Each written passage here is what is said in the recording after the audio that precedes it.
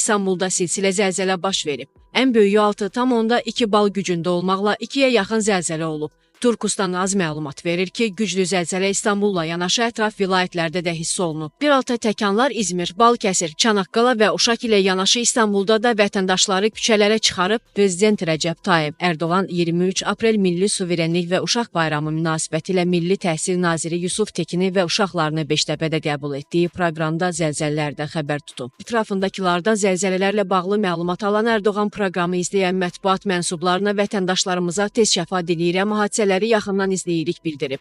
Ərdoğan baş verənlərlə bağlı məlumat alıb və işlər üçün göstərişlər verib. O çıxışında bunları qeyd edib. İstanbul və Mərmərə bölgəsində 6,2 bal gücündə zəlzələ baş verib. Başda İstanbullu qardaşlarımız olmaqla zəlzələdən zərər çəkən bütün vətəndaşlarımıza başsağlığı diləklərimizi çatdırırıq. Hazırda AFAD və Səhiyyə Nazirliyi başda olmaqla dövlətin bütün bölmələri həyəcan təbili çalır. Axtarış və müayinə işlərimiz davam edir. Prosesi çox yaxından izləyirik. Hazırda heç bir problem yoxdur.